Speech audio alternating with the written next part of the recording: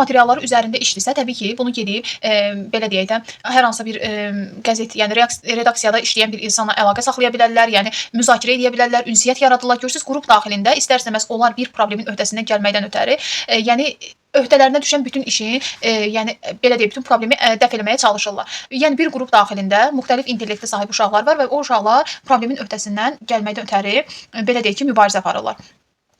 Bəs bizim dediyimiz layihə əsaslı işlər, məsələn, bax, indi dediyim kimi, yəni ədəbiyyatda olur, digər fənlərdə də var, hər halda Azərbaycan dilində də var. Deməli, siz sentyabr ayında belə deyək ki, layihə mövzusunu elan edirsiniz uşaqlara. Yəni bir yarım ildirsə, layihə əsaslı öyrənmədə elədir ki, uşaqlar mövzunu özləri seçməlidirlər və uşaqlar ona görə də şagird mərkəzli olur. Çünki bütün fəaliyyət onların öhdəsində olur. Təbii ki, burada müəllimin mentorluğu olacaq. Yəni bütün fəaliyyət şagirdin öhdəsində olduğuna görə, deməli, ona görə də deyirik ki, şagird mərkəzli. Yəni şagird də sadəcə bu prosesdə, məsələn, əvvəllər elə idi ki, şagird hardasa müəllimə kömək eləyirdi və yaxud da ən əsas rolda oynayan müəllim idi. Amma indi burada müəllim şagirdə kömək eləyir. İstiqamət verə bilər, resurs tapmaqda kömək eləyə bilər.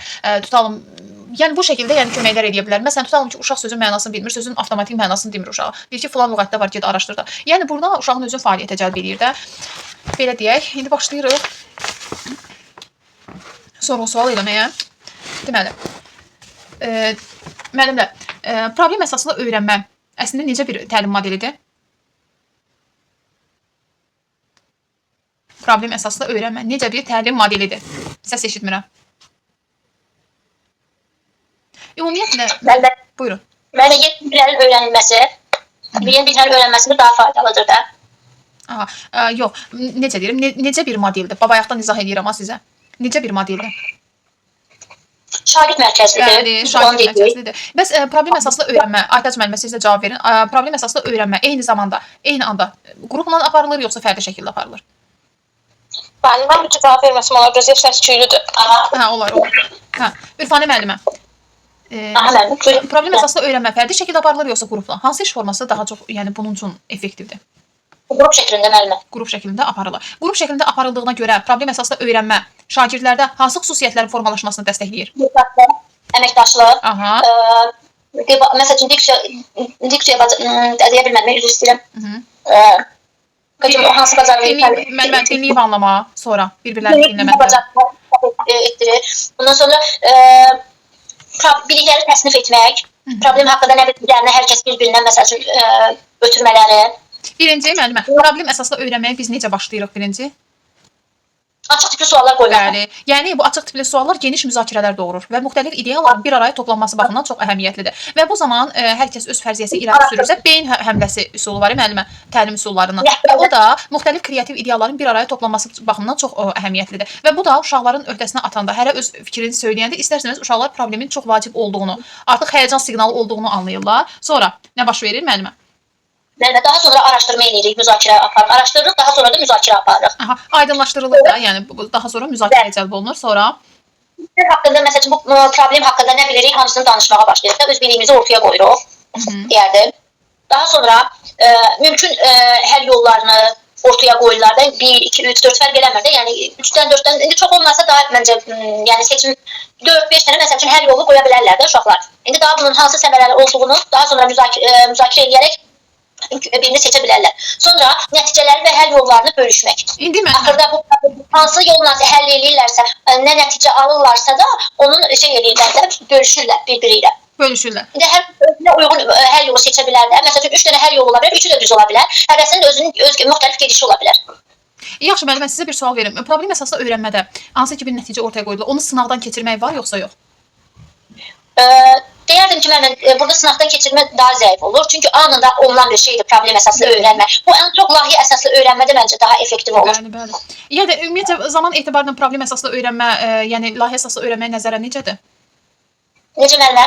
Zaman etibarı ilə. Adətən nə qədər bir vaxtı əhatə edə bilər? Problem əsaslı 1-45 dəqiqə ərzində öyrənilir, cavab verilir. Amma layihə əsaslı öyrənmədən 1 gün, 3 gün, 1 həftə, 1 ayda çəkə bilər. Yəni o layihənin şeyinə baxın, probleminə baxın. Problem əsaslı tədrisdə bir məsələ haqqında danışılırsa, layihə əsaslı şeydə isə hardasa 3 problem haqqında danışılır, 4 problem haqqında danışılır. Təbii ki, burada layihə əsaslı öyrənmədə geniş spektrdə məsələlərdən danışılır, amma yəni problem əsaslı təbii ki, spesifik mövzulardan, yəni konkret mövzulardan danışılır. Belə deyək ki, yəni niyə görə layihə əsaslı istifadə edilir? Çünki problem çox ümumidir və ümumi olduğuna görə məsələyə müxtəlif nöqteyi nəzərdən yanaşma var və bu baxımdan da biz deyirik ki, deməli layihə əsaslı öyrənmədə yaradıcı təfəkkür inkişaf edir. Çünki hər kəs müxtəlif nöqteyi nəzərdən baxaraq problemi həll etməyə çalışırlar. Müəllimə, əhatə dairəsi baxımından zaman etibarı ilə baxanda, yəni burada ola bilər ki, bir neçə günü və hətta bir həftəni əhatə edə bilər. Məsələn, mən 10-cu siniflərdə Azərbaycan dili dərsi keçirəmsə, məsələn, orada düşün mövzu dua edən əllər 5 dəfə düşüb o mövzu proqrama.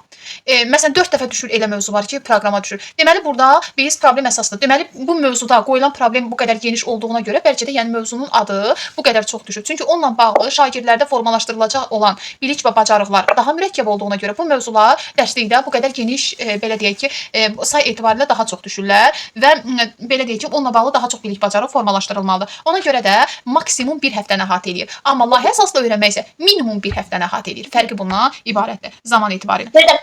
Bir də bir fərqi var. Məsələn, problem əsaslı öyrənmədə müəllim anında şagirdə də, yəni ki, şagirdə deməyim, prosesə müdaxilə eləyə bilər də, uşağı yönləndirə bilər, şagirdə səhv eləyərsə də anında bunu eləyə bilər, həll eləyə bilər. Amma problem əsasında, layihə əsasında isə yox, bunu uşağın özünü sərbəst şagirdin sərbəst halına buraxılır da. Yəni müəllim orada çox heç nə eləmir də. Yəni uşaq bunu araşdırır özü.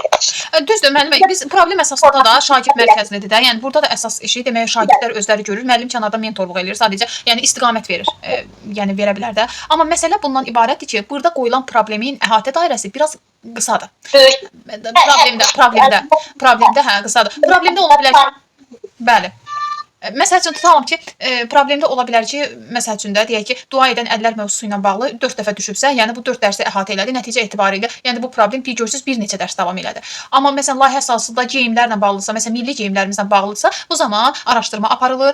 Məsələn Azərbaycan uşaqlar ola bilər ki, müxtəlif bölgələrimizin geyimləri barədə keçsinlər, maraqlansınlar, kitab oxuya bilərlər, internetdən araşdırma apara bilərlər və yaxud da insanlarla ünsiyyətdə ola bilərlər, müxtəlif rayonlarda olan insanlarla virtual ünsiyyətdə ola bilərlər, onlardan müəyyən nümunələr ala bilərlər və s. Görürsünüz, bu uşaqların artıq yaradıcılığına baxır. Və eyni zamanda sizə bir şey qeyd etmək istəyirəm ki, deməli 4K bacarıqları deyirlər. 4K bacarıqları yadınıza gəlir. 21-ci əsr bacarıqları keçəndə əvvəllər təbii ki keçirdik bunu, indi keçmirik. 4K bacarıqları nə deməkdir? 4-ü də K hərfi ilə başladığına görə 4K bacarıqları deyilir buna. Birincisi kreativ düşünmə, yəni yaradıcı düşünmə, bəli, yaratmaq, layihə əsaslı öyrənmə eyni zamanda yaradıcı düşünməni dəstəkləyir. Sonra kommunikativlik, yəni ünsiyyət bacarığı. Sonra kooperativlik, yəni əməkdaşlıq və kritika, yəni eyni zamanda tənqidi təfəkkürü dəstəkləyir. Yaxşı müəllimə, siz mənə deyin görüm, problem əsaslı öyrənmədə adətən mövzu hardan götürülür? Mövzu ilə həyatdan alınır bəzən. Ondan sonra baş verən real bir şey olmalıdır. Problem əsaslı. Məsəl üçün haqqında ola bilməz də deyim sizə belə.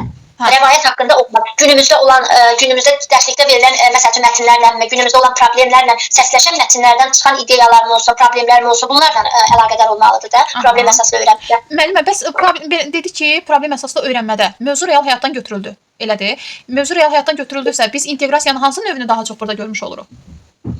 Fənüstü inteqrasiyanı. Həyatdan götürüldüsə fənüstü inteqrasiyanı. Daha çox fənüstü inteqrasiyanın təsirini görürük. Daha sonra hansı inteqrasiya növünü yəni burada müşahidə etmiş oluruq? İkinci fənlər arasıdır məncə müəllim. Aha, ikinci fənlər arası inteqrasiyadır. Yaxşı müəllimə. Sonra dedi ki, deməli burada sınaqdan keçirməyə o qədər də dəstəkləmir Fable'da, yəni problem əsaslı öyrənmədə. Sonra müəllimə, bəs qiymətləndirmə necə gedir problem əsaslı öyrənmədə? Qiymətləndirmə? Mən qrup şəklində olarsa verdikləri cavablar əsasında, yəni ki məncə summativ deməyim, formativ qiymətləndirmə alanlarda mənim uşaqlar. Təbii ki, burada indi qiymətləndirməni keçməmişik. Təbii ki, qiymətləndirmə rubrikləri var. Yəni orada müəyyən meyarlar var ki, uşaqlar ona əsasən qiymətləndirir. Əməkdaşlıq necə idi, bir-birinə belə göz kontaktı necə qurdular. Yəni burada əsasən uşaqların qrup daxilində işləməyi bizə maraqlıdırsa, təbii ki, qrup işi ilə bağlı qaydaları biz meyar qoyub onları yoxlaya bilərik. Yaxşı müəllimə, sizə bax bir dənə də sual verim. Deməli, burada qeyd eləyir.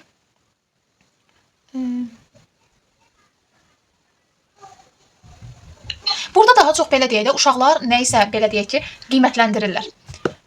Həll yolları, hansı ki problemdirsə, problemi həll yolu seçilir, həll yolları, müxtəlif həll yolları var. Uşaqlar o həll yollarından birini seçirlər. Amma sınaqdan keçirmədən seçirlər. Bu halda biz deyə bilərik ki, təfəkkürün hansı düşünmə formasından istifadə olunur? Uşaqlar özləri qiymətləndirirlər. Təfəkkürün düşünmə formaları var idi, hansı idi? təfəkkürün düşünmə formaları, deduktiv, induktiv forma deyirsiniz müəllimə, bunlardır, düşünmə formaları. Deduktivi, induktivi demirəm, başqa.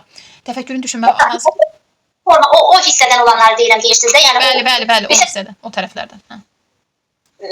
Yoxlamadan şey edirlər də, müəllimlər, elə deyirsiniz. Bəli, yoxlamırlar.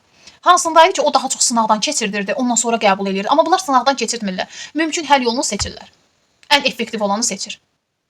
Ardıcıl deyildi. Yox, düşünmə forması müəllimə. Düşünmə forması, yadınıza salın. Müəllimə altında qaldı. Hə. Bir dəqiqə müəllimə. Düşünün. Təfəkkür düşünmə formaları çox idi. Analitik düşünmə formasının induktiv var idi, deduktiv var idi. Daha sonra analoji düşünmə var idi. Var idi, qeyri-verbal, ardıcıl. Yəni heç bir sınaqdan keçirilmirdi də. Olduğu kimi də yox, biri var idi ki, biz onları paralel öyrənirdik. O sınaqdan keçirilən daha çox yaradıcı təfəkkürə sahib idi. Amma bu yox.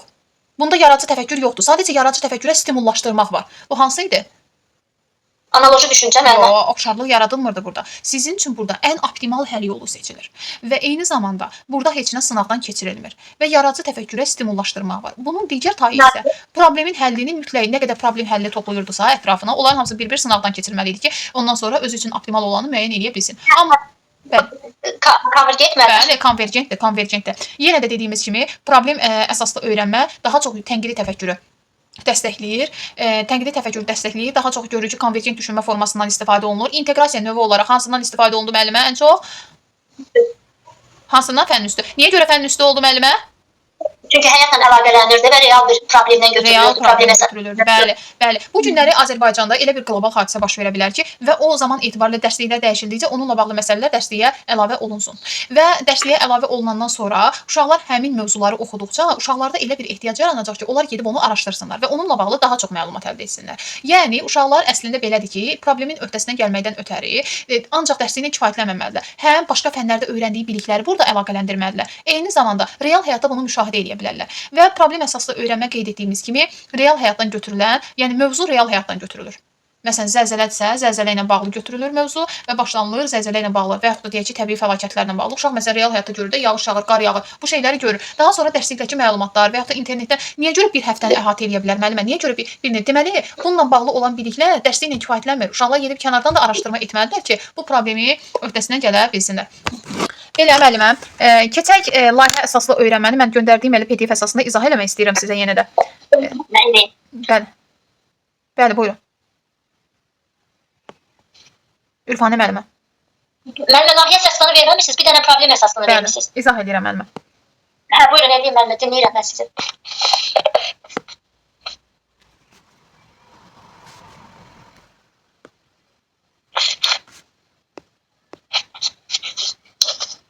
Müəllimə, sorğu araşdırma əsası da yaxşıydı. Onu da oxudum. Müəllimə, bir də o 2024-lə olan hissəsini açdım, baxdım, cümlə və cümlə eyni idi. Biraz məndə PDF tikiblər deyə oxuya bilmədim. Və oradan açdım, oxudum, baxdım ki, cümlə və cümlə eynidir, fərqlilik yoxdur. Müəllimə, əgər sizə aydın düşməyibsə, elə olanda qrupa göndərin, mən çəkib göndərim onu daha da aydın formada sizə. Eynidir. Cümlə və cümlə yoxladım. Eynidir. Eynidirsə problem deyil. Deməli müəllimə, Pabl, yəni layihə əsaslı öyrənmə.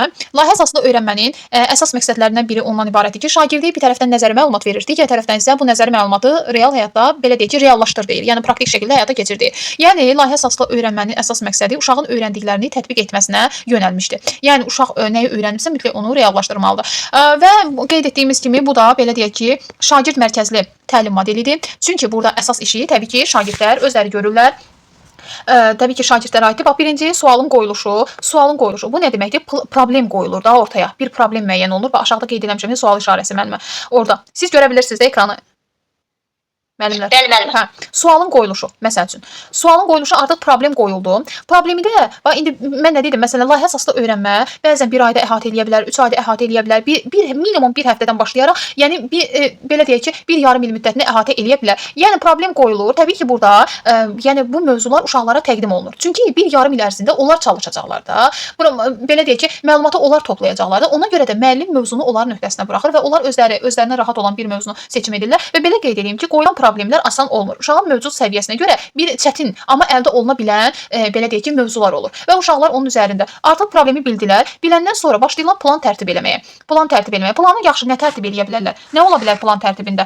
Deməli, plan tərtibi zamanı onlar məsələn hansı resurslardan istifadə edəcəklər? Belə deyək ki, hansı müddət ərzində bunu belə deyək ki, bu layihəni yekunlaşdırmalıdırlar və qeyd edeyim ki, biz layihə əsaslı öyrənmədə nəyisə sınaqdan keçirmək var. Öz işlərini onlar mütləq şəkildə sınaqdan keçirməlidir. Çünki bu 1,5 il ərzində onların gördüyü işdə sonlar təqdimat aparılır. Məsələn, siz inşallah dərsliklərdə inşallah qəbul olun. Görəcəksiniz ki, metodik vəsaitlər var. Layihə işinin müzakirəsi yarım ilin sonunda, bax belə mövzular düşür. Layihə işinin müzakirəsi, layihə işinin təqdim olunması, belə deyək, layihə işinin qiymətləndirilməsi ayrı-ayrı düşə bilər. Hətta siz özünüz belə artıra bilərsiniz. Dərs saatınız çatmırsa, uşağın layihə işi vermisinizsə və bu şəkildə artıra bilərsiniz. Çünki yəni bir dərsə yekunlaşdıra bilmirəm mən bunu, əlavə artıraram. Deməli, plan tərtib, bunlar resursları toplayırlar bir araya. Daha sonra belə deyək ki, qrup daxilində vəzifə bölgüsü eləyirlər. Məsələn, tutalım ki, qruplar müəyyən olunur, qrupda lider müəyyən olunur. Lider özü vəzifə bölgüsü eləyir, kim hansı işi icra edəcək və hər kəs öz işini biləndən sonra başlayırlar layihə işi ətrafında demək tədqiqat aparmağa. Və eyni zamanda demək, şagirdlər burada onu da qeyd edeyim ki, aktiv iştirak eləyirlər. Planın tərtibində də şagirdlər özləri aktiv iştirak eləməlidirlər, yəni. Daha sonra müəllimlər başlayıb və bu planın tərtibi ilə bağlı qeyd etmişkən onu da qeyd etmək istəyirəm ki, burada da problemlər real həyatdan götürülür. Yəni bizim dərsliklərdə öyrəndiyimiz mövzular tətbiq olunur, reallaşdırılır. Deməli, bu da fənn üstü inteqrasiyanı dəstəkləyir, fənlər arası inteqrasiyanı dəstəkləyir və dərslikdə də qeyd edilib ki, əsasən sualın hansı məzmun standartlarını əhatə etdiyi. Məzmun standartlarını əhatə etdiyin deyiriksə, deməli burada fəndaxili inteqrasiya da var. Aydın oldu müəllimlər? Fəndaxili inteqrasiya da var. Biz inteqrasiyanın demək deyək ki, fəndaxili inteqrasiyada nə dedik? Fəndaxili inteqrasiyada dedik ki, deməli məzmun xəttləri arasında olan inteqrasiya, yəni eyni sinif daxilində olur. Üfüqi inteqrasiya eyni sinifdə olur, eyni sinif daxilində olur. Amma şaquli inteqrasiyası məzmun standartları üzərində olur. Biz problem əsaslı öyrənmədə onu qeyd etdik ki, problem əsaslı öyrənmədə uşaq hər hansı bir problem üzərində araşdırma aparırsa, deməli onun bundan əvvəlki siniflərdə uşağın bu mövzu ilə bağlı ilkin təcrübəsi var. Sadəcə uşaq həm ilkin təcrübəsi ilə yanaşı yeni biliklər əldə edir və bu layihə əsaslı öyrənmək üçün də belədir. Görün 1,5 il ərzində uşaq nə qədər araşdırma apara bilər və 1,5 il ərzində və deyək ki, 1 ay ərzində uşaq bu layihənin üzərində çalışsa, məsələn, eyni mövzudan görün nə qədər bilgi, nə qədər məlumat əldə edə bilər. Yəni dərslikdən kənar, çünki Wikipediyadan maraqlana bilər, məktəbdən gedib deyək ki, kitabxanada araşdırma edə bilər. Yəni bu sahə ilə bağlı insanlardan gedib nəsə araşdıra bilər, virtual söhbətlər edə bilər. Nəticə etibarilə bunlar hər biri uşağın dünya görüşünə və intellektinə müsbət təsir göstərir. Və bundan əlavə qeyd etdik, yəni ki, hər üç inteqrasiyanı dəstəkləyir. Bunu qeyd edir. Hər üç inteqrasiyanı dəstəkləyir. Sonra müəllimlər, daha sonra müxtəlif təbii ki, yəni hər kəs planın tərtibində iştirak etməlidir. Qrup üzvləri hər biri iştirak etməlidir. Sonra araşdırma və məhsul hazırlığı. Deməli onlar araşdırırlar və ortaya məhsul hazırlığı, araşdırma məhsul hazırlığı dedikdə onlar nəyisə araşdırırlar və müəyyən materiallar gətirirlər ortaya. Yəni məhsullar gətirirlər ortaya. Və onlar belə deyək ki, öz işləri barədə, yəni öz işlərini göstərirlər ki, biz bəs məhsulumuzu və məhsul hazırlığı o deməkdir ki, onlar araşdırırlar və layihə işi barədə belə deyək ki, bir nümunə qoyurlar ortaya. Layihə işi ilə bağlı. Və bir də müəllimlər bunu qeyd etmək istəyirəm ki, uşaqlar ola bilər ki, layihə işi görürlər. Layihə işi görən zaman ola bilər ki, uşaqlar bu mövzu ilə bağlı və ya da bununla bağlı digər layihə işlərinə belə deyək ki, internetdə araşdırma eləsin, baxsın. Amma bu məqamda diqqət etmək lazım ki, plagiat olmasın. Plagiat nə deməkdir? Oğurlanma olmasın. Yəni bu sırf uşaqların öz yaradıcılığı olmalıdır. Yəni eyni qrup daxilində müxtəlif intellektli uşaqların birləşib, yəni bu layihəni təqdim etmələrdir. Yəni layihə əsaslı öyrənmənin əsas elementlərindən biri də plagiatlığın olmamasıdır. Daha sonra deməli bunlar araşdırdılar və bir dənə məhsul ortaya çıxartdılar da, yəni hansı ki öz bilgilərini belə deyək topladılar, bir məhsul ortaya çıxartdılar. Sonra müəllim burada scaffolding eləyir, müəllim uşaqları yoxlayır və gördüyümüz kimi dəyərli müəllimlər, görürsüz ki, müəllimin bu fəaliyyətdə nə qədər şagird mərkəzli olsa da belə deyək ki, varlığı sıfır deyil. Müəllim burada kənarda durur, şagirdlərini izləyir və lazım gələrsə, yəni müəllim burada şagirdlərə yol göstərir. Yəni belə deyək ki, yəni istiqamət verə bilər uşaqlara ancaq. Yəni bu ola bilər və çətinlik çəkdikləri məqamlarla bağlı. Sonra və müəllim eyni zamanda nəzarət etməlidir ki, uşaqların işi plagiat olmasın. Yəni buna nəzarət eləməlidir. Təkrarçılığa yol verilməsin. Yəni müəllimin də burada, baxın, müəllim burada yoxlayır. Deməli layihə işi belədir ki, 1,5 il ərzində getsə də, burada müəllimin nəzarəti var. Və müəllim mütəmadi olaraq uşaqları ilə maraqlanmalıdır. Maraqlandığı təqdirdə görür ki, burada təkrarçılığa yol verilə bilər. Müəllim bunun qarşısını almalıdır. Təqdimatda artıq mükəmməl iş çıxartmalıdırlar ortaya. Çünki layihə işinin təqdimatı zamanı təkcə müəllim orada olmur. Məktəbdə direktor da orada ola bilər, direktor müavini də ola bilər. Ona görə də onlar belə deyək də, müəllim işə nəzarət eləməlidir. Müəllim işə nəzarət eləməlidir və uşaqları yoxlamalıdır. Uşaqların nəyə ehtiyacı varsa və uşaqlara əks əlaqə verməlidir. Əks əlaqə verməlidir. Rəy verməlidir burada uşaqlara. Ki rəy olmasa uşaq bilə bilərmi? Yəni o uşaq ağlını bilə bilərmi ki, yəni düzdür, indi onlar çox araşdıracaqlar, çox belə deyək ki, yəni fikir ortaya qoymağa çalışacaqlar. Amma belə qeyd edək ki, yəni burada müəllim özü nəzarət etməlidir. Nəzarətdə saxlamalıdır uşaqlar ki, lazımi bilikləri ortaya gəlib çıxarsınlar. Yəni o vatman kağızı nə boyda kağızdır ki, yəni düzdür, böyük kağızdır, amma orada lazımi məlumatlar orada əks olunsun. Sonra müəllimlər, nəticələrin yoxlanılması və prosesin dəyərləndirilməsi. Sonra müəllim gəlir, nəticəni yoxlayır və proses dəyərləndirilir. Yəni burada artıq müəllim yenə də əks əlaqə verir. Və bundan əlavə layihə əsaslı öyrənmədə həm özünü qiymətləndirmə, həm yoldaş qiymətləndirilməsi, həm də müəllim qiymətləndirilməsindən də istifadə oluna bilər. Göründüyü kimi layihə əsaslı öyrənmə görün nə qədər genişdirsə, görürsüz qiymətləndirmə də o qədər genişdir, problemə baxış bucağı da o qədər genişdir. Yəni bax hər tərəfli müxtəlif nöqteyi nəzərdən baxış var da burada belə qeyd eləyək. Müxtəlif nöqteyi nəzərdən baxmaq var məsələyə. Deməli aydın oldu da bura qədər birinci sual qoyulur, problem müəyyən olunur, sonra plan tərtib olunur. Plan tərtib olunandan sonra uşaqlar məsələni araşdırırlar və özləri öz yaradıcılıqlarını, məhsullarını hazırlayıb qoyurlar ortalığa. Sonra müəllim bunu yoxlayır. Yoxlayır ki, görüm nə qədər bu demək plagiatdır, plagiat deyil. Yəni belə deyək də, daha sonra nəticələrin yoxlanılması və prosesin dəyərləndirilməsi. Sonra uşaqlar onu belə deyək də, müəllimlər eyni zamanda problem layihə əsaslı öyrənmə uşaqlarda problem həll etmə xüsusiyyətində ön plana gətirir. Artıq bizim nəzərimizə çatdırır. Problem əsaslı öyrənmədə, problem həll etmədə nətər idi? Problem müəyyən olunurdu, onca plan cızılırdı, daha sonra həyata keçirilirdi, ən sonunda nəticə yoxlanılırdı. Yəni sınavdan keçirilirdi ki, uyğundurmu, uyğun deyilmi? Burada da elədir. Mütləq şəkildə onların bir yarım il ərzində belə deyək ki, tutalım ki, layihənin işinin bitməyinə, yəni bir həftə qalıb, yəni müzakirəsi təqdim olunması bir həftə qalıb. Onlar öz nəticələrini və yaxud da deyək ki, bir ay qalıb, onlar öz nəticələrini yoxlamalıdırlar və özləri öz işlərini əcələsiyin tamamlamalıdırlar, belə deyək. İndi biz qeyd etdik ki, dəyərli müəllimlər, şagird mərkəzli təlim modelidir. Bildik ki, niyə? Çünki burada araşdırmanın da şagirdləri idi, məhsul hazırlayan da şagirddir, planı tərtib edən də şagirddir, nəticələri yoxlayan da və bir-birinə həm belə deyək ki, əks əlaqə verirlər, rəy bildirirlər, yoldaş qiymətləndirməsini istifadə edirlər. Görürsünüz, burada şagirdlərin işi daha çox oldu. Çünki bu dərslər hamısı şagirdləri inkişaf elətdirməkdən ötəridir. Ona görə də fəaliyyətlər əsasən şagirdin öhdəsinə atılır. Daha sonra müəllimlər, nəzəri biliklərin praktiki reallaşdırılması. Biz nə dedik? Layihə əsaslı öyrənmədə bir tərəfdən nəzəri bilik versə də, digər tərəfdən isə onu reallaşdırmağı tələb edir. Yəni bizim dərsliklərdə verilən mövzular nə qədər nəzərlidirsə, o qədər də praktikdir. Yəni praktiki şəkildə reallaşdırılmayan mövzular hal-hazırda bizim dərsliklərdə yoxdur. Yəni burada məsələn tutalım ki, siz nəzəri biliklər əldə edirsiniz Azərbaycan milli geyimləri ilə bağlı. Bunu əldə edirsiniz və bunu eyni zamanda bu layihə işi reallaşdırırsınız. Bunu həyata keçirirsiniz. Layihə işi belə deyək ki, layihə üzərində çalışırsınız. Və qeyd edeyim ki, dəyərli müəllimlər, layihə əsaslı öyrənmənin üstünlüklərindən biri də ondan ibarətdir ki, burada uşaqlarda rəqəmsal texnoloji bacarıqları tələb edir. İndi bura gələcəm, bura qədər. Sonra müəllimlər, burada da dedik ki, problem əsaslı öyrənmədə olduğu kimi real həyat problemləri üzərində müzakirələr olunur, problem real həyatdan götürülür. Bu halda dedik ki, inteqrasiyanın hansı növü ortaya çıxır? Real həyatdan götürülürsə fənn üstü inteqrasiyadır və eyni zamanda fənlər arasında da inteqrasiyanı dəstəkləyir. Məsələn, tutalım ki, zəlzələ ilə bağlı, zəlzələ ilə bağlı nəsə bir layihə işi tapşırılır uşaqlara və uşaqlar bunu araşdırırlar. Təkcə bunu araşdırarkən həm dünyada məsələn zəlzələnin ocaqları, həm Azərbaycanda zəlzələnin ocaqları və s. Görürsüz, real həyatda olan bir şeydir. Zəlzələ doğrudan da olur, yəni. Amma məsələn, tutalım deyək ki, atın qanad açıb uçmağı, yəni bu deyil də, bu real həyat deyil. Real həyat bu gün bizim yaşaya biləcəyimiz şeylərdir. Və uşaqlar onunla bağlı elə bir layihə hazırlayırlar ki, gələcəkdə bu kimi halların qarşısını alsınlar, problemin öhdəsindən gəlsinlər. Budur. Yəni şagirdlər özləri belə deyək ki, kiçik tədqiqat işlərini ortaya qoyurlar.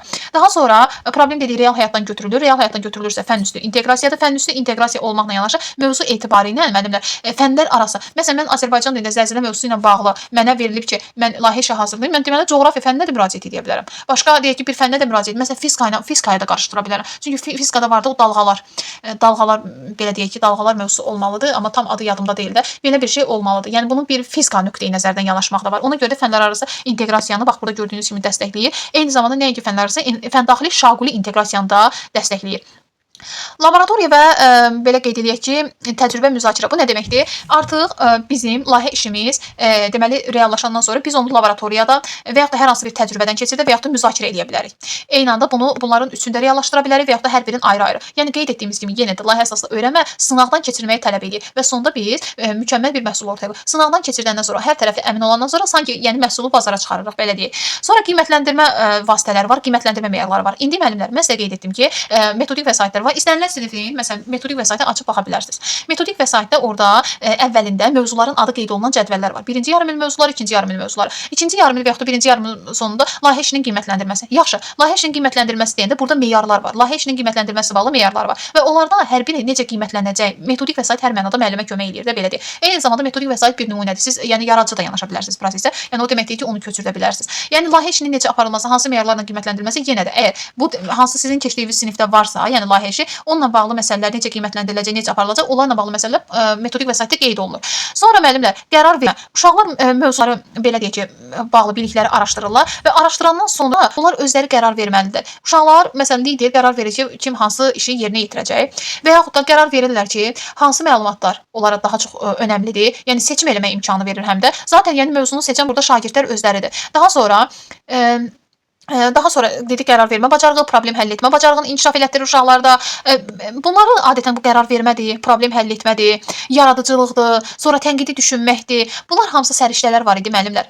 İndi biz əvvəl keçirdik, indi o da mövzudan çıxarılıb da, mövzular sırasına çıxarılıb. Səriştələr də var idi. Səriştələr də var idi. Bəli, görün nə qədər səriştəyə yiyələnmiş olur layihə əsaslı öyrənmədə iştirak edən şagird. Və yaxud da o səriştəsi əgər minimum varsa, deməli onu inkişaf elətdirir. Biz nə dedik? Problem əsaslı öyrənmədə uşaqlarda ilkin bilik var idi. İlkin biliklə yanaşı yeni biliklər də öyrənirdi. Bu layihə əsaslı öyrənmək üçün keçərlidir müəllimlər. Bir də rəqəmsal və texnoloji bacarıqlar desək, bu problem əsasında olmaya bilər, amma burada önəmlidir. Çünki siz layihə işini məsələn edirsinizsə, onu təqdim edən zaman siz məsələn birincisi internetdən də araşdırma aparmalısınız. Deməli bu nədir? İnternetdən proqram üzərində araşdırma aparırsınızsa, bu olur layihə əsasında öyrənmə. Ola bilər ki, siz öz işinizi belə elektron lövhədə və yaxud da slayd formasında təqdim edə bilərsiniz. Bundan da əlavə qeyd edeyim ki, əgər tutalım ki, elektron lövhə yoxdursa, deyək ki, məsələn proyektor var. Proyektor bilirsiniz də, yəni kompüterə və yaxud da telefona qoşulur, nümayiş olunmalı məlumatlar sadəcə yəni o şuanın divara düşməsi nəticəsində orada müəyyən məlumatlar öz əksini tapa bilər, slayd nümayiş oluna bilər. Əgər siz proyektoru işlədə bilirsinizsə, kompüteri istifadə edə bilirsinizsə, yəni sizin işiniz cihazlandırsa, deməli burada texnoloji savadlıq da olmalıdır. Yəni bu baxımdan deyə bilərik ki,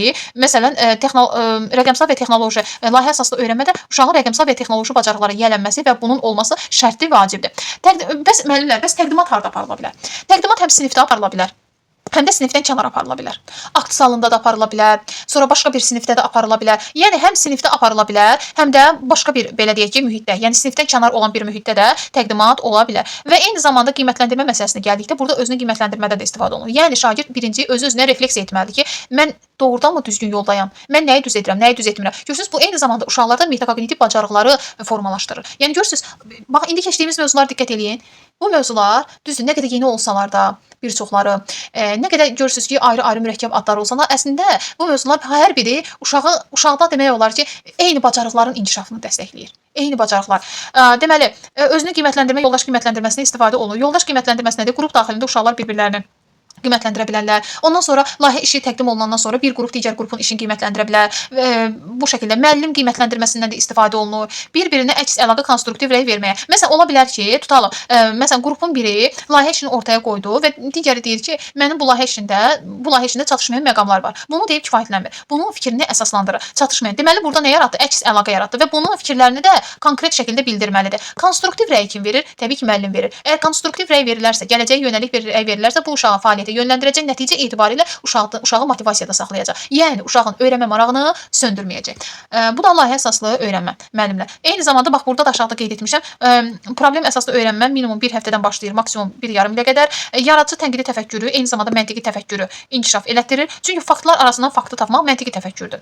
Amma burada faktları bir-biri ilə tutuşturmaqdır, ən obyektiv olanı ortaya gətirməkdir. Siz məsələn müəyyən edirsiniz ki, hansı fakt məsələn mənim belə deyək ki, mövzuma daha yaxındır. Nə olsun? Yəni zəlzələ ilə bağlı məsələlər çox ola bilər. Yəni amma sizin bugünkü mövzunuz nədirsə, siz o mövzudan kənara çıxmayaraq, yəni əldə etdiyiniz məlumatları o şəkildə emal edib qalanını əlində saxlamalısınız. Yaxşı, indi deyə bilərsiniz. Bəs bu taksonomiyanın hansı mərhələsi ola bilər? Dəyərli müəllimlər, yaradıcılıq varsa burada, deməli burada yaratmaq olacaq. Məntiqi varsa, deməli öyrəndiyi məlumatlardan özü üçün məna çıxarmalıdır. Başa düşməlidir ki, onu istifadə edə bilsin. Bu halda anlama mərhələsi olacaq. Tənqidi təfəkkür varsa, əziz müəllimlər, tənqidi təfəkkür varsa təhlil etmə mərhələsi. Təhlil etmə mərhələsi varsa, müəllimlər, nə demişdik biz? Hansı təfəkkür? Həm analitik təfəkkür var, həm də tənqidi təfəkkür var. Aydın oldu? Yəni bunları da dəstəkləyir. Görürsüz mövzu necə rahat, necə asandır, çətin deyil. Çox rahat bir mövzudur. Yəni aydın olmayan nə qaldısa, yəni sual verə bilərsiniz. Müəllimlər, kimin sualı var? Mənim sualım yoxdur müəllimə. Aydın oldu mənə. Aha.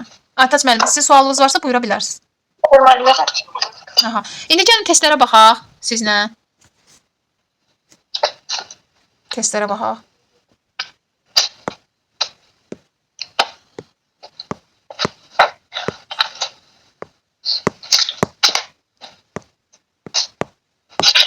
Müəllimə, başdan elə bir dənə şeyə baxa bilərik, inteqrasiya. Bircə dəqiqə. İnteqrasiya, baş üstə baxaq da. Mən bircə dəqiqə Başdan baxaq.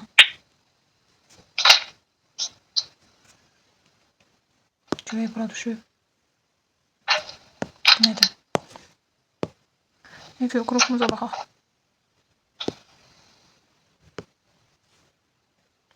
O biri telefona göndərmişəm. Günəsin. Sizdə varsa açın, eyni yerdən baxaq. Ekranda açmayın istəyirsiniz. Ekranda da açmaq istəyirəm ki, sonra YouTube-da paylaşanda baxmaq da rahat olsun. Yəni kim Bəli, istəsə, yəni olabilir. işinə rahat olsun da belə deyək. O baxımdan deyirəm, hə. Müəllimlər, baxın, gün ərzində nə sualınız varsa verə bilərsiniz. Təkcə dərsi gözləməyin. Yəni suallarınızı verin, çalışın. İndi biz Time Test Bankından istifadə ediriksə, bu bizdə minimal vərdiş formalaşdırır ki, yəni biz daha çətin mövzuların öhdəsindən gələ bilək. Yəni mən yormaq istəmirəm sizə. Görək kim gəldi? Gülşən müəllimə gəldi də yəqin.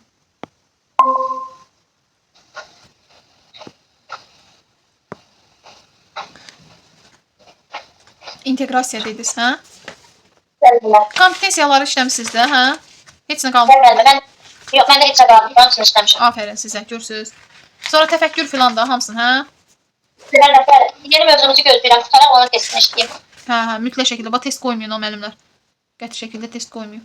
Səhifə 11-də idi. Hə, səhifə 11. Var, onu həzm edəcəm. Hə, qoyun mən buradan açım ki, proqrama düşsün. Aha, Azərbaycan dili müəllimidir burada müəllimə. Bildiyimə görə bəli. İçi mən qarışıq. Allah hər birimizə zehin açıqlığı versin. İnşallah uğurlu olar. Zaman sərf edirik, oxuyuruq, öyrənirik, araşdırırıq və bu xeyirli iş uğrunda mübarizə aparırıq. Allah daima yolumuzu açıq eləsin. Elə də olacaq. Görürsünüz, elm nə gözəl şeydir. Yəni yeni tanışlıqlar olur, yeni şeylər öyrənirik, bəli, yeni insanlar tanıyırıq. Yəni bu bizi görün nə qədər inkişaf elətdirir. Sonra müəllimə Azərbaycan dilində orada 3 dənə sualdır da, cəmi. Müəllimə. 4 dənə. Təzədə 4 dənə. Hə, Elə məndə 4-cü test çıxıb, onu aydınlaşdıra bilmirəm. 4-cü səhv çıxır. Deyək mən. Səhifə 14-dədir, hə. 15-də müəllimə. 14-15. Hə, 14-15-dədir. 14. Bəli, buyurun. Nədə səhv çıxıb müəllimə sizdə? Müəllimə 4-cü səhv çıxdı da, yəni. 4-cü sual səhv çıxıb.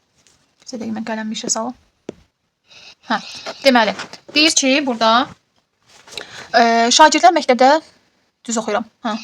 Bəli. Şagirdlər məktəbdə plastik tullantıların artmasını müşahidə edirlər. Onlar məsələyə hər kəsin diqqətini çəkməklə problemi həll etmək istəyirlər. Baxın, problem hardan götürüldü? Həyatdan. Deməli, burada hansı inteqrasiya fənni üstü? Dəyişiklik səndən başlayır. Devizi altında maarifləndirici çıxış mətni hazırlayırlar. Hazırlıq zamanı elmi faktlardan, insanların davranışını dəyişməyə təşviq edən təsirli ifadələrdən istifadə edirlər. Sonra bunu məktəb auditoriyasına təqdim edirlər. Deməli, müəllimə, bununla bağlı real həyatdan bir mövzu götürürlər, daha sonra elmi faktlardan istifadə edirlər. Bu zaman onlar elmi faktlardan istifadə olunursa, deməli, burada müxtəlif elmlərdən alınan faktları bir araya gətirirlərsə, burada hansı inteqrasiya olacaq?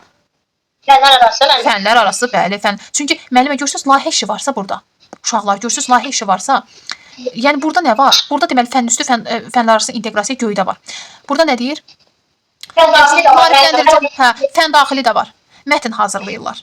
Burada uşaqlar tutalım deyək ki, mətn hazırlayan zaman ola bilər ki, mətni hazırlayan zaman Azərbaycan dilindən istifadə edirlər də. Elə deyil, Azərbaycan dilinin qrammatik quruluşu filan, yəni bunlara diqqət eləmədilər. Nə bilim yazı yazan zaman, nə bilim durğu işarələrinə düzgün riayət eləmədilər, sözlər arasında ara məsafəsini qorumalıdırlar, abzasların yerini düzgün qoymalıdırlar, səhv olarsa onu mötərizəyə almalıdırlar və s. Burada uşaqların ilkin bilikləri eyni zamanda yeni qazandıqları, məsələn, elmi anlayışlar da ola bilər ki, onları da tətbiq edə bilsinlər. Təsirli ifadə sonra auditoriyaya bunu da təqdim edirlər. Eyni zamanda, bax müəllimə, indi burada fəndaxili inteqrasiyadır. Həm mətn hazırlayır, həm də bunu auditoriyaya təqdim edir. Bax, fəndaxili budur müəllimə. Mətn hazırlamaq neçənci məzmun xətti idi? Yazı yazır uşaq. Yazı yazmaq Azərbaycan dilinin neçənci məzmun xətti idi müəllimə? Birinci dil. Yazı yazmaq. Hə. 3-cü məzmun. Bəli, 3-cü. Burada oldu mətn hazırlamaq. Nə oldu? 3-cü məzmun. Bəs bunu auditoriyaya təqdim edir, danışır. Bu neçənci məzmun xətti idi? Oxuyub anlamaq, bir də dinləmə. Bəli, dinləyib anlama, danışma, bir də yazma. Deməli burada müəllimə, deməli uşaq tullantıları müşahidə elədi, onunla bağlı bir problemi real həyatdan götürdü fənn üstü inteqrasiya, müxtəlif elmi anlayışları bir araya gətirdi və o artıq mətn hazırlamaq üçün elmi anlayışları bir araya gətirdi, fənlər arası inteqrasiya. Uşaq mətn hazırlayır. Bir tərəfdən də onu auditoriyaya çatdırırsa, bu da olur müəllimə, fənn daxili inteqrasiya. Daha dəqiq isə məzmun xəttləri arasında olan əlaqədir və bu da nədir müəllimə? Üfüqi inteqrasiya. Fənn daxili üfüqi inteqrasiya daha dəqiq desək. Budur. Aydın oldu? Oldu müəllimə. Hə, sonra Gülşən Belə müəllimə. buradan qutardım. Hə, sonra harda? Bir tək budur, yoxsa bu var yerində? Deyin də, suallarınızı deyin, izah edin bunları. Mən qutardım müəllimə. Sizdə qutardı. Gülşən müəllimə, testləri işləyirsiniz? Axşamınız xeyir müəllimə. Axşamınız xeyir. Yox, mən test işləyə bilməmişəm. Hə. Bu bayrama görə inanırsınız. Bilirəm, 5 düş, hazırlıq. Bizdə cənub tərəfdə məsələn axırıncı çərşənbə böyük qeyd olunur deyə qonaqlar belə dərsə qoşuldum ki, qulaq asın. Hə, başa düşürəm müəllimə. Mən dərsin video kaydını da göndərəcəm sizə, ümumiyyətlə qrupa göndərəcəm. Layihə əsasında öyrənməli. Çalışın ki, yaxşı oxuyasınız mövzu. Sorğu araşdırmanı göndərə bilmədim. Keçən dəfə səsim düşməyib də. O mövzunu mən dərk eləmişdim yəni. Sorğu araşdırmanı Bəli. əla. Qulaq asmışdım. Başa saldınız keçən dəfə. Onda girmişdim, qulaq asırdım. Hə, dərsi dinlə. Elə bilirəm ki, siz dərsdə yox idiniz. Ona görə belə. Yox, girmişdim, qulaq asırdım müəllimə. Hə, lap yaxşı, əla. Sonra Aytac müəllimə testlər. Müəllimə istəyirəm. Səhviniz var nədəsə? Keçən səfər dedim müəllim olanları. Hə. İndi çalışın ki, testləri işləyin də, yəni test qalmasın. Yəni əsas vacib tələblərindən biri də budur. Məsəl üçün müəllimlər olur ki, test time nədir, asandır. Görürsüz, ən adi bir şeydə belə çaşıb qala bilirik. Yəni bu normal bir şeydir. Yəni öyrənmə varsa orada, təbii ki də, yəni biz nəyisə yəni tətbiq edirsə, orada çətinlik də olmalı. Bu testlər bizdə ilkin bacarıqlar formalaşdırır və daha çətin situasiyalara doğru.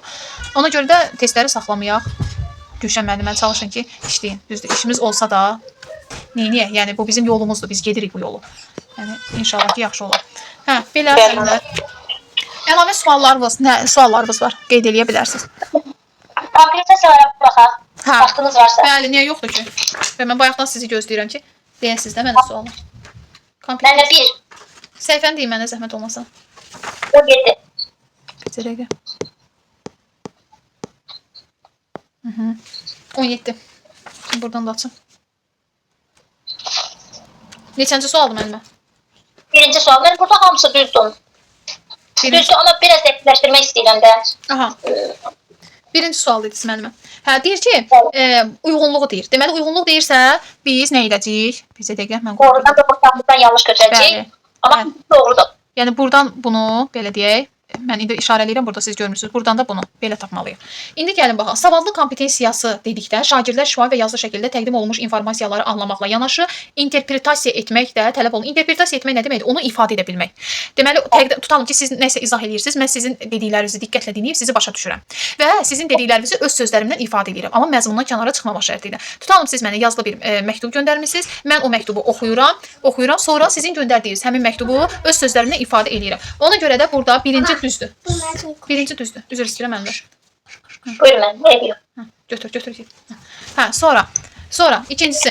Aydın oldu müəllimlər. Yəni dinləyib anlama, savadlıq bacarıqları eyni zamanda hansı şeyləri formalaşdırır? Məzmun xətti dinləyib anlama, oxuyub anlama, fikri ifadə etmə, həm yazılı şəkildə, həm də şifahi şəkildə fikri ifadə etmə. Siz kiməsə məktub göndərirsinizsə, tutalım ki, kiməsə sizin vacib sözünüz varsa, əgər qarşınızdakı insana sözünüzü tam şəkildə fikrinizi ifadə edirsinizsə və nəticə etibarilə hədəflədiyiniz yerə gedib çata bilirsinizsə bu nitq vasitəsilə, nəticə etibarilə deməli siz savadlı kompetensiyasına sahibsiniz. Adam da var ki, fikirləri çox gözəldir, amma həyəcanlanır, fikrini ifadə edə bilmir. Deməli burada savadlı kompetensiyasından söhbət gedə bilməz. Və yaxud da ki, tutalım ki, qarşı tərəfə əməkdaşlıq eləmək istəyirsiniz, hansısa deyə mağaza olsun, nəsə işimizlə əlaqədar. Siz əgər yazılı şəkildə məktub göndərirsiniz və fikrinizi ətraflı şəkildə aydındır, qarşı tərəf qəbul edirsə, deməli bu da savadlı kompetensiyası. Savadlı kompetensiyası həm yazılı və şifahi şəkildə olan məlumatları anlayıb öz sözlərini ifadə etmək, həm də eyni zamanda fikrini qarşı tərəfə yazılı və şifahi formada çatdıra bilməkdir. Ona görə də birinci doğrudur.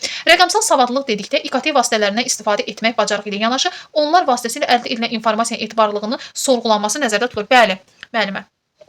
İKT vasitələri nə belə deyək, informasiya kommunikasiya texnologiyalarıdır. Bugünkü dövrdə, yəni biz informasiya kommunikasiya texnologiyaları dedikdə kompüter şəbəkələrində və yaxud da müxtəlif sosial platformalarda ki, baxın məsələn tutalım ki, bir ara deyək ki, məsələn hər hansı bir şəxsin ölümü ilə bağlı bir xəbər yayılır və istərsəniz siz internetdən müvafiq belə deyək ki, proqramlardan girirsiniz, onu araşdırırsınız və görürsünüz ki, həqiqətən bu məlumat yanlışdır. Deməli, yayılan məlumatın doğruluğunu, yanlışlığını müəyyən etmək aiddir nəyə? Rəqəmsal savadlığa. Çünki siz deməli internet üzərində üzərindən araşdırırsınızsa, bu məlumatın doğruluğunu, yanlışlığını müəyyən edirsinizsə, bu olur artıq rəqəmsal savadlılıq. Düzdür. Düzdür. Bax bu iki də düzdür. Aydın olduğu fikir müəllimə. Hə.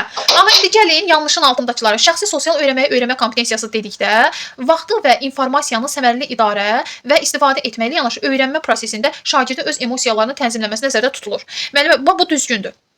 Düzgündür. İnformasiyanı səmərəli idarə və istifadə etməklə yanaşı, səmərəli idarə və istifadə etmək burada nədir? Uşağın şəxsi kompetensiyasıdır. Sonra şagirdin öz emosiyalarını tənzimləməsi artıq bu uşaqda metakognitiv bacarıq tələb edir. Yəni öyrənmək tələb edir. Ona görə də yanlışın altındakı 3 doğrudur. Sonra deməli çox dil bilmə kompetensiyası dedikdə yalnız digər dilləri öyrənmək yox, həmçinin o dilə hörmət etmək, o dilin vacib elementlərini mənimsəmək və nəzərdə tutulur. Düzdür, bu da düzgün fikirdir. Yəni sadəcə öyrənib danışmaq, həqarət etmək artıq çox dil bilmə kompetensiyası deyil. Eyni zamanda öyrəndiyi dilə qarşı hörmət bəsləməkdir. Sonra. Sonra müəllimə 7. 7. Səhifə 18-dədir. Hə, 7 tapdım. 7. Deməli deyir ki, 2024-cü ildə Yaşıl Dünya naminə həmrəylik ili elan edilməsi ilə əlaqədar müəllim şagirdlərə istifadə edilməyən ərazilərdə yaşıllaşdırma işlərinin aparılması ilə bağlı layihə və təqdimat hazırlamalarını, müəllimə bax diqqətli olun. Layihə və deməli təqdimat hazırlanmasını yox eləyim geçsin. Deyir ki, layihə və təqdimat hazırlanmasını tapşırır. Şagirdlər qruplarla təyin edilmiş müddət ərzində həmin ərazilərin xüsusiyyətlərini görürsüz, layihə işi görürsüz, hər tərəfli baxırlar. Həmin ərazilərin xüsusiyyətlərini araşdırıb layihə təqdim etməlidirlər. Qruplar araşdırmada, indi təbii ki, siz bu testi işləyəndə heç sizin layihə işi ilə bağlı heç bir məlumatınız yox idi. Amma indi siz o məlumata sahibsiniz, indi belə baxırıq testə.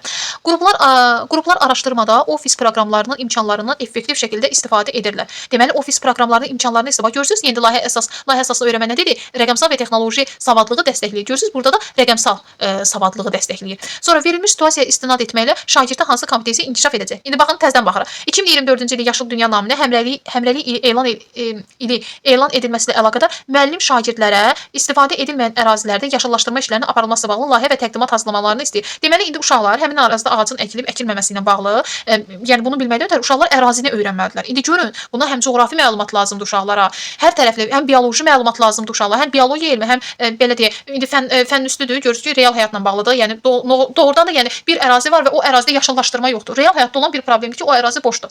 Və sonra uşaqlar nə edirlər?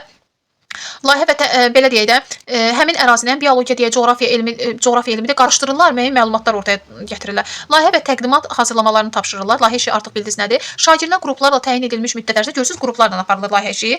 Ərzində həmin ərazilərin xüsusiyyətlərini araşdırıb layihə təqdim etməlidirlər. Qruplar deyir, araşdırmada ofis proqramları. Aha, gördünüz, müəllimə, ofis proqramları varsa, deməli burada nə var? Rəqəmsal savadlılıq. Proqram anlayışı varsa, rəqəmsaldır. Amma cihaz anlayışı varsa, texnoloji savadlılıqdır. Aydın oldu. Deməli, tapdıq birindən rəqəmsal savadlılıq. İndi uşaqlar özləri layihə hazırlayacaqlar. Layihə daxilində onlar mütləq şəkildə necə olacaqlar? Belə deyək də, öz ərazilərini araşdırırlar da uşaqlar. Öz ərazilərini deməli, başa düşür ki, ölkəsi ilə bağlı olan vacib bir şeydir də. Ona görə də uşaqlar özlərində bir vaciblik hiss edirlər. Və buna görə də, baxın, görürsüz, rəqəmsal deyəndə elə 2-də görürsüz rəqəmsal savadlı kompetensiyası var. Ona görə 2 olmayan variantlara baxmırıq. 2 ol. Çox dil bilmək. İndi 2-4 var variantı, bir də 1-2 var müəllimə. Çox dil bilmək burada uşaq gedib xarici dildən, xarici mənbələrdən nəsə araşdırdığı yox. Deməli, ona görə də bunu götürmürük. Fəal vətəndaşlıq, əgər ölkə ilə bağlı nə varsa, ölkəyə can yandırmaq varsa, görürsüz, ölkəsini ərazisini öyrənir, atributlarını nə bilim öyrənir, ölkəsi ilə bağlı, məsələn deyək ki, şəhidlər haqqında məlumatlar paylaşır uşaq. Bunu təbliğ eləyirsə, bu da fəal vətəndaşlıq mövqeyidir. Bayramlarla bağlı paylaşımlar eləyir və bayramlarla bağlı müəyyən məlumatlar paylaşırsa, bu da fəal vətəndaşlıq mövqeyidir. Deməli, ölkəsini yaşıllaşdırılması işi ilə bağlı uşaq layihəyə cəlb olunur və bu layihə işi üzərində çalışırsa, deməli bu nə olur? Fəal vətəndaşlıq mövqeyi 1-2. Aydın oldu müəllimə? Oldu mən. Aydın deyilsə mən deyim, bir də izah edeyim. Sonra aydındır. 12 müəllimə. 12. Müəllim, səhifə necə baxırsınız? Səhifə 18, indi də səhifə baxırıq 19-a. 19-a baxırıq. 12 müəllimə. Hə, 19-12. Uyğunluq gözlənilmişdi. Nədir? Deməli, bir əgər doğrudursa qarşısındakı doğru, yanlışsa qarşısındakı yanlış olmalıdır. İndi gəlin baxaq görək burada nə gedir. Deməli, riyazi savadlı kompetensiyası, deməli, kompetensiyası və riyazi biliklə heç bir fərqi olmayan, bir-birini əvəz edən terminlərdir. Xeyr. Riyazi savadlı kompetensiyası və riyazi biliklər yox. Bilirsiniz nədir? Məsələn, riyazi savadlıq o deməkdir ki, bax mən riyaziyyat müəllimi deyiləm ki, hə? Amma məsələn real həyatda tutalım 500 manat maaş alıramsa, onu ay ərzində bölüşdürürəmsə, deməli mən riyazi savadlı komitəsi. Amma bir də var ki, riyaziyyat müəllimi. Riyaziyyat müəllimi indi riyaziyyatla bağlı dərin elmləri bilir də, belə deyək ki, riyaziyyat elmi ilə bağlı belə deyək, dərin biliyə sahibdir. Onunla o necə əlaqəli olaraq? Riyazi savadlılıq sadəcə və sadəcə müəllimlərdə belə deyək, insanlarda formalaşdırmalı olan bir bacarıqdır. Yəni siz bazara gedəndə, məsələn, və yaxud da marşruta minirsiniz, düşəndə pulu ödəyib düşürsüz və görürsüz ki, pulunuz artıq verilib, əksik verilib, bunu müəyyən edə bilirsiniz. Minimal riyaziyyatla bağlı geniş yox. Sadəcə olaraq sizin gündəlik tələbatınızı, gündəlik işinizi təmin edə biləcək biliklərə yiyələnməkdir kompetensiya. Amma riyazi bilik isə daha dərin elmi araşdırmalar əks etdirir. Ona görə də əlbəttə ki, bu yanlış fikirdir. Bu yanlış fikirdir. Biri seçdik müəllimlər. Bir bizim variantımızdır. Aydın oldu. Riyazi savadlığına riyazi biliklər eyni ola bilər. Riyazi savadlığı, məsəl üçün tutalım da, yenə də izah vermək istəyirəm. Mən dil ədəbiyyat müəllimiyəm də. Mən bu dəqiqə mən loqaritma mən nəyimə lazımdır? Mən bu dəqiqə sistem təhlili mən nəyimə lazımdır? Mən uşaqlara məktəbdə dərs keçirəm, uzaqbaşa mən isim keçirəm, nə bilim, sintaksis mövzuları mənə lazımdır. Yəni mən durub dil ədəbiyyat müəllimi olaraq mənə riyaziyyat harda lazımdır? Pulumu öz maliyyəmi bölüşdürməkdə. Məsələn, bazara gedirəm, nəyisə alıram, mağazaya gedirəm, nəyisə alıram. Məsələn, yol pulum var. Məsələn, tutalım yolda mağazaya girmişəm. Hə, fikirləşirəm ki, görüm necə edeyim, alsam ki, qaydanda da mənim yol pulum olsun da, yəni yol pul. Elə beynimdə daxili hesablamalar aparım. Bu riyazi kompetensiyadır. Amma durursan, məsələn, sən sistem tənliyini öyrənirsən, kvadrat tənliyini öyrənirsən, natural ədədləri öyrənirsən, rasional, irrasional ədədlər. Bunlar mənim gündəlik həyata mənə vacib olmayan bir şeylərdir. Aydın oldu. O ancaq riyaziyyatla bağlı uşaqların öyrənə biləcəyi bir şeydir. Müəllim şagirdləri standartlaşdırılmış ünsiyyət formalarına cəlb etməklə onlarda fəal vətəndaşlıq mövqeyi səriştəsinin formalaşdırılmasını təmin edir. Birincisi, müəllimə, fəal vətəndaşlıq mövqeyi səriştə də təbii ki, kompetensiya, yəni səriştə deməkdir. Burada ünsiyyət, fəal vətəndaşlıq mövqeyi vətəni üçün, dövləti üçün nəsə bir iş görür. Burada ünsiyyət əsasən savadlığa aiddir. Ona görə də bu səhvdir, ikinci səhvdir, amma burada qarşısında doğru yazılıb. Ona görə də burada uyğunluq pozuldu. Deməli, avtomatik olaraq 2 olan variantları nə edirik? Çıxırıq. 1 olanlara baxırıq. Öz düşüncələrini, duyğularını, fikirlərini effektiv şəkildə ifadə etmək bacarığı şagirdlərdə özünü ifadə səriştəsini formalaşdırdığını deməyə imkan verir. Öz düşüncələrini, duyğularını, fikirlərini effektiv şəkildə özünü ifadə səriştəsini mədəni məlumatlıq və özünü ifadə var idi, müəllimə, o demək istəyir. Yox, o deyil axı. Yanlış deyirəm müəllimə. Yox. Üzr istəyirəm, müəllimə fikrim getdi. Öz düşüncəsini və duyğularını, fikirlərini effektiv şəkildə düz deyir. Özünü ifadə. Bu düzdür. Buradakı düzdür. Mən də sual tərəfim işləyəndə buna birinci siz deyən kimi düşündüm. Sonra gördüm, cavab çıxanda gördüm ki, yox, bu düzgün variantdır. Yox, bu düzdür. Özünü ifadə etmək düzdür. Mədəni məlumatlı və fikrini ifadə etməlidir axı. Şagirdlər riyazi savadlı kompetensiyasını formalaşdırmağın yollarından biri də tədris prosesində fənüstü inteqrasiyadan istifadə etməkdir. Bəli. Fənüstü inteqrasiya nə deməkdir? Uşağın öz büdcəsini belə deyək də, öz büdcəsini nə etmək, müəllimlər? Məsəl üçün, uşağa demək lazım ki, valideyni sənə 10 manat pul verib həftə ərzində və 10 manat çoxdur uşaq üçün, 5 manat pul verib. Sən bu 5 manat ərzində pulunu necə idarə edə bilərsən? Uşaq o zaman fikirləşir. Məsələn, fikirləşir ki, mən bu bir həftə ərzində nə alıb yeyə bilərəm ki, mən bu 5 gün ərzində bu 5 manatı mən çatdıra bilim də. Deməli, uşağın, yəni bunun hisslərinə qapılmadan öz belə deyək ki, maliyyəsini idarə edə bilməsi təbii ki, real həyatda olan bir problemdir və uşaq da bununla qarşılaşdığına görə təbii ki, riyazi savadlılığı kompetensiyasını bu yöndə formalaşdırmaq uşaqda daha effektivdir. Çünki doğrudan da uşağa valideyni pul verir də, elə deyil, müəllimlər. Və bu uşaq bunu ay ərzində idarə etməyə başarmalıdır. Əgər uşaq düşünür, müəllim uşağa deyir ki, sən 5 manat pulu necə idarə edərsən həftə ərzində? Uşaq düşünür ki, həqiqətən də hər gün bunun başına gələn bir işdir də və ona görə də görürsüz real həyat problemi üzərində düşünür və bu da doğrudur. Aydın oldu müəllimə? Oldu müəllimə, oldu. Müəllimə bir də 22, yenə uyğun bu cədvəl. Məndə cədvəllər biraz 22. Səhifə 21-dədir. Səhifə 21-dədir, bəli. Səhifə 21-də. İndi gəlin baxaq. 22. 22-dir bizdə, hə müəllimə? 22. İndi uyğunsuzluğu istəyir. Bax, bizdən nə istəyir? Uyğunsuzluğu. Yəni doğrunun altından yanlışı, yanlışın altından da doğrunu götürəcəyik. Doğrunu. İndi bu işarələri qoyaq bura. Deyir ki, riyazi savadlılıq əsasən şagirdin mürəkkəb hesablamaları müstəqil və sürətli aparılması ilə xarakterizə olunur. Buna görə də kalkulyator və vizual modellərdə istifadə etmək bu bacarığın formalaşmasına mane ola bilər. Bəli.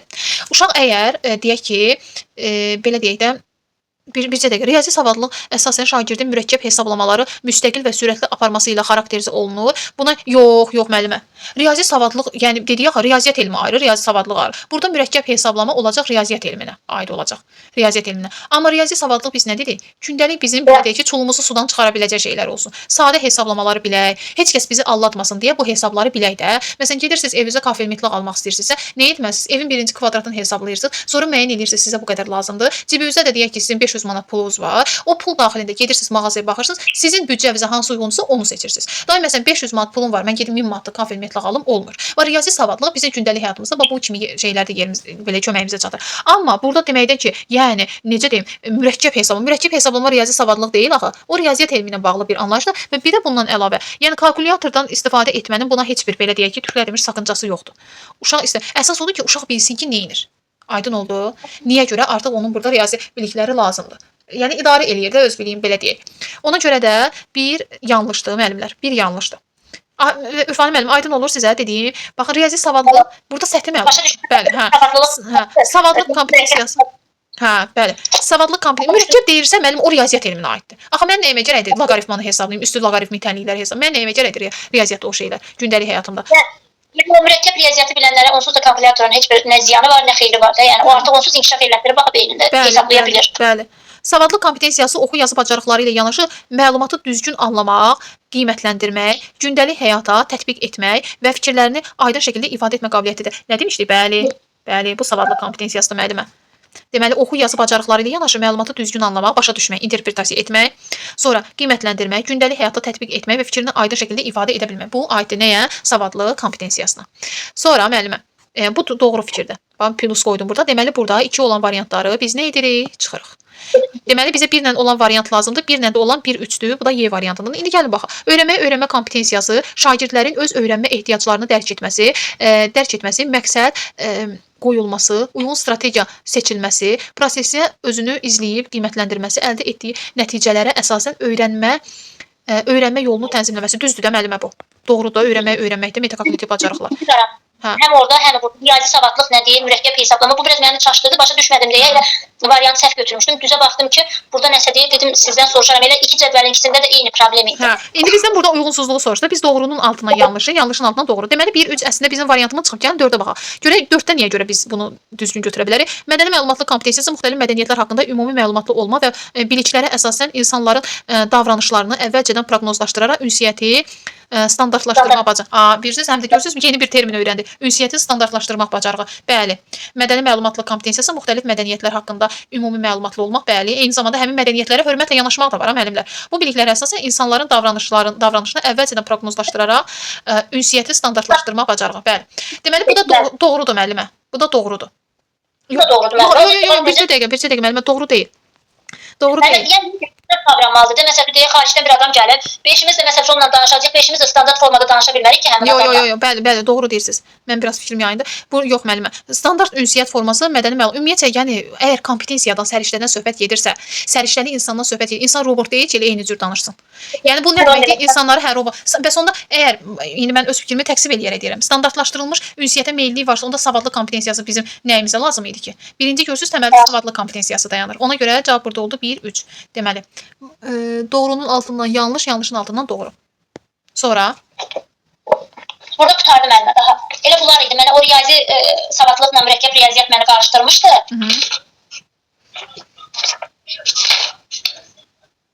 Müəllimə, bir də məndə təfəkkürün növlərində 22-də idi müəllimə. 22-də. 22-ci sualda müəllimə. Bəli. Hə, təfəkkürün növləri.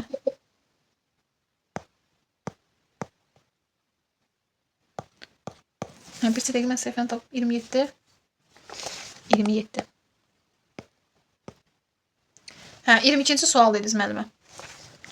Şagird müxtəlif ölkələr haqqında qeyd edir ki, müxtəlif ölkələr haqqında verilmiş məlumatlara əsasən müşahidə edir ki, dənizə çıxışı olan ölkələrdə liman şəhərləri inkişaf edib. Çünki ora çoxlu yəni gəmilər gəlir, dayanır da xarici ölkələrdən filan.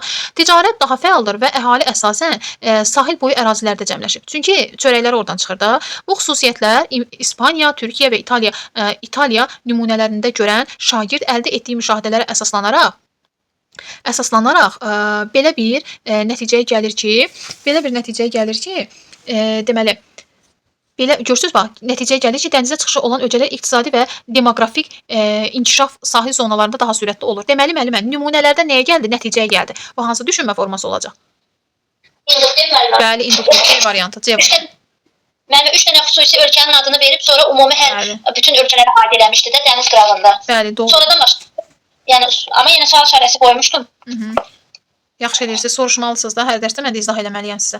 Sonra Müəllimə 30 müəllimə. 30. 30-dan. Mən kitabdan yox, əslində yəni telefondan oxuyuram. Hərdən gözümdən yayınır. 30 dedisə? Buyurun, verirəm. 30-dan müəllimə. Müəllimə, mən üzr istəyirəm. Uşaq gəlin gedir yemək istəyir. Problem deyil müəllimə. Narahat olmayın. 30-dan. Deyir ki, deməli, deyir ki, aşağıdakı fəaliyyətlərdə hansı abstrakt təfəkkürün inkişafına xidmət etmir? Müəllim şagirdlərə bir anlayışın tərifini təqdim edir və bu tərifin dəyişdirilmədən eyni ifadələrlə təkrar olunmasını istəyir. Deməli, abstrakt təfəkkür dedik ki, biliyin hansı növü ilə əlaqəlidir müəllimə? Abstrakt təfəkkür anlama ilə müəllimə. Taksonomiyanın anlama mərhələsi, anlamaq da biliyin hansı növü ilə əlaqəli idi? Konseptual. Ay sağ olun, gəldik çıxdıq. Gördünüz? Dolayı yollardan gəldik çıxdıq. Deyir ki, müəllim şagirdlərə bir anlayışın tərifini təqdim edir və bu tərifin dəyişdirmədən eyni təkrarlamasını istəyirsə, bu nəyə aid olar sizcə? Təkrar eyni deyir deməlisən sən bunu. Deklarativ biliyə. Deklarativ bilik. Əgər faktları eyni şəkildə çatdırmağa tələb eləyirsə, bu hansı təfəkkür olacaq? Olduğu kimi çatdırmağı tələb eləyirsə. Olduğu kimi çatdırırıqsa deklarativ bilik olur. Deklarativ bilikdir, amma təfəkkürün növü olaraq nədir? Bizdə deyir ki, abstrakt təfəkkür olsun. Uşaq faktlarla danışır. Məntiqidir, bəli, məntiqidir. Deyir ki, müəllim şagirdlərə bir neçə fərqli tarixi hadisə təqdim edir və onların ortaq ideyasını, əlaqəsini müəyyənləşdirmək tapşırır. Uşaqlar öz beyinlərində düşünürlər də bunu. Öz beyinlərində düşünüb tapırlar. Deməli, abstrakt təfəkkürdə nə dedik? Problemin düşünülməsi mücərrəd anlayışdır, beyində gedir. Biz hər hansı bir resursdan istifadə edirik. Uşaq düşünür, tapır. Müəllim şagirdlərdən azadlıq anlayışını tərif etmədən onu demək ifadə edən simvol və metafor seçməyi və seçiminin səbəbini əsaslandırmaq istəyir. Görürsüz, uşaqdan fikir olaraq nə isə tələb eləyir. Yəni simvol və metafor seçməyi uşaq düşünüb onu tapacaq və deyəcək və onun səbəbini də əsaslandıracaq. Sonra müəllim şagirdlərdən riyazi modelin müxtəlif sahələrdə hansı ümumi prinsip əsasında tətbiq oluna biləcəyini əsaslandırmasını istəyir. Əsaslandırmasını siz artıq müəllim şagirdlər riyazi modelin müxtəlif sahələrdə hansı ümumi prinsip əsasında deməli müəllimə abstrakt təfəkkür, konseptual biliklə əlaqəli idi. Konseptual bilikdə nə var idi? Nəticəyə gəlmə, ümumiləşdirmə var idisə, bu özü də deməli abstrakt təfəkkürün formalaşmasına xidmət edir. Burada bizim açar məqamımız nə oldu müəllimə?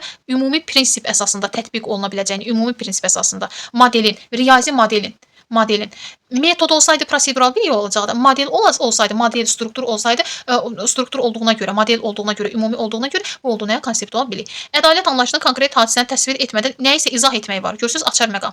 Konseptual biliyə aid etdiklərimizi yüklüyürük nəyin üzərinə müəllimə? Deməli, abstrakt təfəkkürün üzərinə.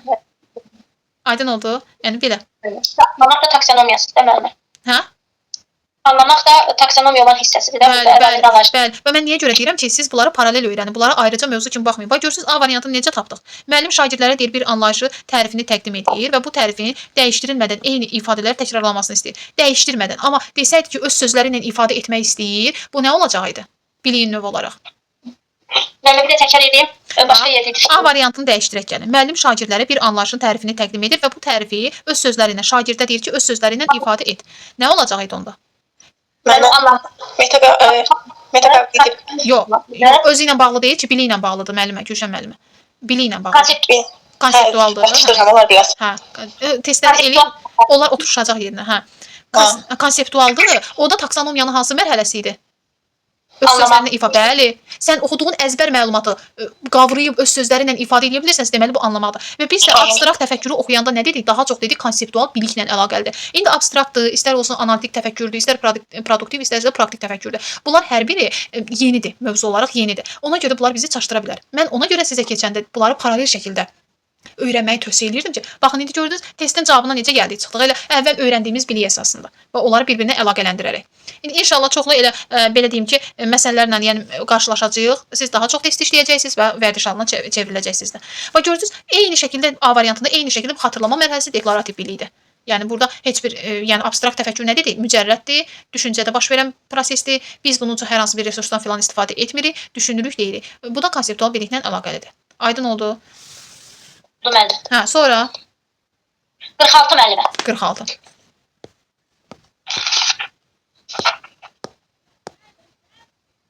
Hı -hı. 46. 46 deyək ki, hansı fikir yanlışdır? Produktiv təfəkkür insanı mən qələmi aktivləşdirim. Produktiv təfəkkür insanı problemi hazır qayda və ya deyir tanış izahla qəbul etməyib, onu mahiyyətini və daxili strukturunu dərk edərək vəziyyəti yenidən qurması və yeni anlayışın əsasında işlək və davamlı həll yolu formalaşması və belə idi də, insan problemi hazır qaydada tanış izahla qəbul etməyib. Onun mahiyyətini, yəni uşağa məsələn bir problem çıxıb da qarşısına, bilməlidir ki, bu problem nədən qaynaqlanır. Oturub problemin kökünü tapmalı, onu qəbul etməli, daha sonra onun özünü yenidən dəyişdirməyə çalışmalı. Kitabda da nümunə verilmişdi. Uşaq düzdür hər səhər vaxtında oyanır, amma nəticə itibarilə uşağı telefonla oynadığına görə hər dəfə dərsə gecikir. Uşaq problemin kökünü tapıb və özü üçün yeni strategiya müəyyən edib. Produktivlik nədir? Özünü başa düşüb, problemi müəyyən edib, qəbul edəndən sonra elə ki, yeni bir plan qurur özü üçün və nəyisə yenidən dəyişdirməyə başlayır, ona əməl etməyə başlayır. Və eyni zamanda produktiv təfəkkürdə biz nə dedik? Onun qeyd etdiyi yeni bir həll yolu, müəllimlər, həll yolu belə deyək ki, reallığa əks elətdirməlidir. Məsələn, onu reallaşdıra bilməlidir. Qoyduğu həll yolunu eyni zamanda reallaşdıra bilməlidir. Həll yolu qoyub, nə olsun həll yolu qoyub? Onu bugünkü öz real şəraitinə uyğunlaşdıra bilməyibsə, real şəraitinə əsasən bunu icra edə bilmirsə, bu artıq produktiv təfəkkür deyil. Analitik təfəkkür insanın mürəkkəb bir məlumat tərkib hissələrdən var idi da, müəllimə hissə ayıraraq, tərkib hissələr var idi, ayıraraq bu hissələr arasında səbəb-nəticə əlaqəsinin sistemli şəkildə araşdırılması, məntiqi cəhətdən əsaslandırılmış nəticəyə gəlməsinə bağlıdır. Bu da doğrudur. Praktik təfəkkür insan real şəraitdə mövcud imkan və məhdudiyyətləri nəzərə alaraq problemi ən məqsədə uyğun icra oluna bilən şəkildə həll edə bilməlidir. Bəli, praktik təfəkkürdə də. Yəni necə yəni uyğun formada həll etmək var, məqsədə uyğun formada. Yəni bir insan bir yola çıxırsa, bir hərəkət eləyirsə, deməli onun etdiyi hərəkət, çıxdığı yol onun məqsədinə uyğun olmalıdır. Yəni belə əziyyəti boşa getməsin deyə. Sistemli təfəkkür. Sistemli təfəkkür problem və ya prosesi tək-tək hissələr kimi deyil, bir-birinə qarşılıqlı təsir göstərən vahid sistem kimi dərk edib və bunun nəzərə alaraq əsaslandırılmış qərarlar vermək bacarığıdır. Bu da doğrudur müəllimə. Bu da doğrudur. Sistemli təfəkkür var idi, düşünmə forması. Bax bu odur da, yəni düzdür. Dərk eləyir, daha sonra qərar vermə bacarığı formalaşır.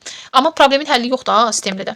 Sonra abstrakt təfəkkür Sözünü bölümlüsən. Sistemlidə ancaq necə həll eləmirdi. Elə sistemli olaraq göstərirdi də. Budur, falan. Bəli, eyni anda əvvəllər müəllimə sistemli düşünmə formasının indi məsələn köhnə vəsaitlərdə həm yaradıcı təfəkkürdə görürdük, həm məntiqi təfəkkürdə görürdük. Görsən, yəni sistemli təfəkkürdə şəxs problemi həm məntiqi cəhətdən yanaşır, həm yaradıcı cəhətdən yanaşır. Amma problemi hər tərəfli yanaşmasına baxmayaraq hər yolu qoymur ortaya. Amma problemi hər tərəfli baxaraq problemin kökünü müəyyənləşdirə bilər bu adam.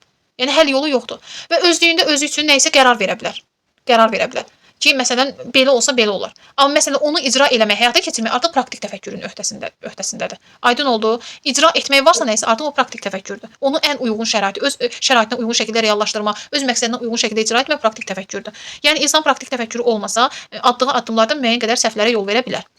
Analitik, abstrakt təfəkkür əsasən ümumiləşdirmə və anlayışlarla işləmə bacarığı olduğuna görə şagird bu bacarığı inkişaf etdirdikdə bu onu avtomatik olaraq bütün yeni situasiyaları daha düzgün tətbiq edə bilir. Burada Mənim abstrakt xəyali olan belə məfhum kimi bir şeylə dururdu da, səhv eləmirəmsə. Bunu niyə hər şeydən biz real bir şey necə? Avtomatik istənə müəllimə bu praktik təfəkkürə aid olan bir şeydir. Burada qarışdırıblar.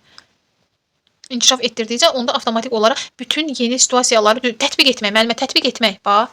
Tətbiq etmək mərhələsi. Hansı təfəkkürlə dedi bağlı oldu? Taksonomiyanı tətbiq etmək. Burada icra var müəllimə. Bax burada nə isə həyata keçirmək var. Düşünmədən çıxıb artıq bu. Praktikadır bu artıq. Biz konseptual, abstrakt təfəkkürü konseptualla niyə əlaqələndik? Çünki düşüncədə gedən bir prosesdir. Ona görə. Aydın oldu. Burada düşünmə yoxdur. Artıq adam hərəkətə keçib iş görür. Bu artıq praktik təfəkkürdür. Yəni o abstrakt təfəkkür deyil. Çıxardı qeyri-mücərrəd məfhumdan çıxardı. Bu artıq avtomatik eləyirsə bu hərəkət eləyir də. Bəli. Sonra təfəkkürdə hansı qaldı müəllimə? Qutardı müəllimə. Hə, qutardı. O zaman müəllimlər, bəli. Tapmaq asandır olur müəllimə. Bir də nəzəri cəhətdən cümlələri dəyişdirilmiş şəkildə verirlər deyə adam onda çaşır, səhv eləyir. Hə, bəli. Yaxşı müəllimlər, nə səhviniz varsa, yenə də nə sualınız varsa qrupda bildirərsiniz. Yaxşı. İndi dərsi yekunlaşdıraq. Siz sağ olun müəllimlər. Dərsi yekunlaşdıraq. Hər qədər oxuyacaq. Mən sizə mövzunu göndərəcəm. 5-ci gün, yəni ki, bayramda qoşulmayacaqsınız da.